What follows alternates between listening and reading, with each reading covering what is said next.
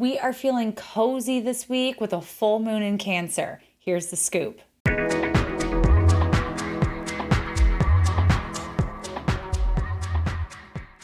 All right, so this is our last lunation of the calendar year, and we're looking at a full moon at 4 degrees Cancer in 58 minutes on December 26, 2023.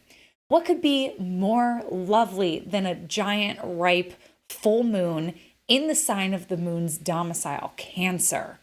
The moon is at home in Cancer because it's all about the repetition of nurturing routines, predictability, knowing that when you go home, your slippers are going to be right where you left them. Your cupboards are going to look the way that you like them, and you're going to have the things that you want in your refrigerator. For some of us, it's visiting our folks. We trust that it's going to look the same and feel the same, and it's going to nourish us.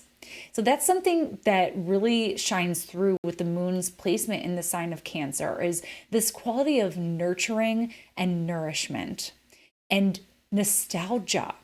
Something that we'll be acutely aware of as we're moving through this end of the year full moon is this knowledge that all of this, we're making a memory right now.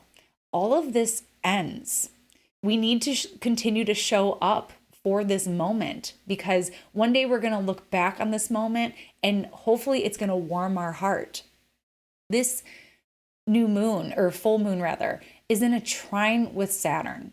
Something that I've been thinking a lot about, and I know I mentioned this early in September when Pluto was squaring the nodes, the nodal axis. I mentioned this is a time when a lot of people are leaving, and this was sadly before we have seen like a mass level of genocide and war going on our planet.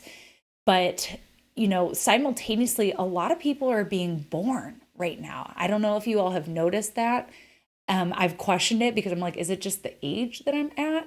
And certainly that has something to do with it, but I'm just noticing so many babies being born right now. Like since Pluto's been squaring the nodes. So I've seen a lot of people passing, a lot of people being born. It's like Pluto with this anaretic degree of like, it's the changing of a guard in a way. And yeah, so I'm thinking a lot about that as, people's elders are transitioning. I know a lot of people who have relatives who are making their transition, who are in their advanced years, and myself included. And so I think about that with Saturn here, and even like our living ancestors, about the importance of cherishing these moments together. And I think, for some of us celebrating holidays on this date and around this time and being together, there's just like this sense of we need to make this last. We need to hold on to this. We need to preserve this moment and let bygones be bygones. And, today we're just gonna cherish the moment and love each other. And that's going to be true for a lot of people. A lot of people will be feeling that sentimentality and the desire to preserve the moment and to recall and to go down memory lane together. There's something really sweet and nourishing and supportive. Yes, supportive about this. And we've got Jupiter, also a stationary Jupiter, forming a sextile with the moon. And there's a mutual reception here because Jupiter is in Taurus, the sign of the moon's exaltation, and the moon holds the sign of Jupiter's exaltation. So this is very lovely for making merry and remembering the good times and feeling cherished and feeling filled from that on an emotional level. But, and there's the but, simultaneously, not all of us are going to be feeling that. We have this kind of sharp and aggressive Mercury-Mars conjunction. Okay, and we saw that earlier in the season. We saw that earlier in the season when Mercury was moving direct and we had this conjunction with Mars. That first conjunction, it occurred in the middle degrees of Scorpio, right at the very end of October. So those are fighting words right there. And in Scorpio, though, it's a little bit more reserved and just kind of feeling those feelings and wanting to say them, but not always necessarily saying them. There's something a little bit more careful and measured about that conjunction in Scorpio, a little bit more strategic perhaps. But when it comes out, ooh, it stings. Scorpio. But here, this is a very bombastic energy. We're just kind of, this has the energy of hurling insults. And maybe we mean some of them, and maybe some of them are just coming out in that moment. They're not well thought out. It's just kind of impulsive and in the moment. This is just like flamethrower energy here. So this could be very difficult for folks around this season, this year-end season. This could be, like very damaging words, or words that cut to the chase, and just not necessarily censoring ourselves. So there's a very distinctive opposing force dynamic here. Also, in this full moon energy, we have Venus in a trine with Neptune. And this shows a willingness to try to let this stuff go. This is a very compassionate, understanding, and tolerant energy. This is Venus in Scorpio in a trine with Neptune. This is striving for unconditional love, striving to create like an experience of some kind, an experience that feels magical on some level.